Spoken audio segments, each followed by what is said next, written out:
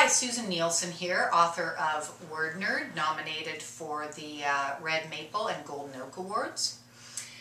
I'm going to read to you now a little section from Word Nerd. Now, this is a story of a young boy named Ambrose who is a self-described friendless nerd with a peanut allergy. And as the book opens, three of the bullies at his new school, he moves around a lot with his overprotective single mom, have put a peanut in his sandwich and almost killed him. So his mom has pulled him out of school to be homeschooled. Upstairs, they rent the basement suite of a house. The landlords live upstairs, and their ex-con's son, Cosmo, has just arrived home from jail. Ambrose and his mom have been invited to dinner by the Economopolises, their landlords, and Ambrose is very intrigued by Cosmo, but also kind of nervous about the guy too, because he doesn't know why he had been in jail to begin with. Ambrose has just gone to the bathroom at the Economopolises' house. When I left the washroom, I saw him. He was in his room at a desktop computer. It looked like he hadn't bothered to redecorate since he was a teenager. The walls were still covered with Guns N' Roses posters and one practically life-size poster of Pamela Anderson, which hung over his bed.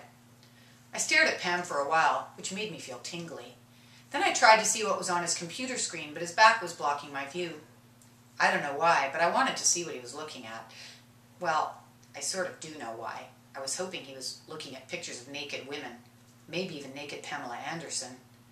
Even though I didn't really believe he'd killed a kid, I figured he wouldn't try to murder me with his parents and my mom down the hall, so I walked into the room.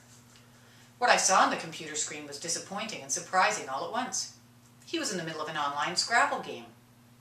You play Scrabble? Cosmo almost jumped out of the chair. Jesus Christ, don't sneak up on people like that. I play Scrabble too. That's great, but he didn't say it like he meant it. He turned back to his game. I'm quite good. He didn't answer. I could see him staring at his letters. G-I-N-W-X-A-Q. Eventually he placed the word wing using ing from his own letters and attaching them to an existing W. The G was on a double word square, so it got him 16 points. Huh, I said. Huh? What does huh mean? Nothing. Has anyone ever told you you're annoying? Yes. I bet you drive your teachers nuts. I don't have any teachers right now. What are you talking about? I don't go to school. He turned away from his screen and looked at me. What do you mean you don't go to school? Everyone goes to school. I'm homeschooled.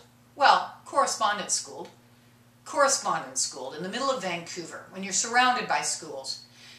I used to go to a real school till last month. What happened? 3 guys tried to kill me. Cosmo laughed. It was clear he didn't believe me. Too bad they didn't succeed. He turned back to his game. Did you start to play Scrabble in jail? That's none of your business. I played with my mom since I was 8. Great. Now look, I really need to concentrate on my next turn. That's when his opponent laid down zoos, with the Z on a triple word square, and the S at the end of Cosmo's wing, getting a total score of 51 points. Damn it, said Cosmo.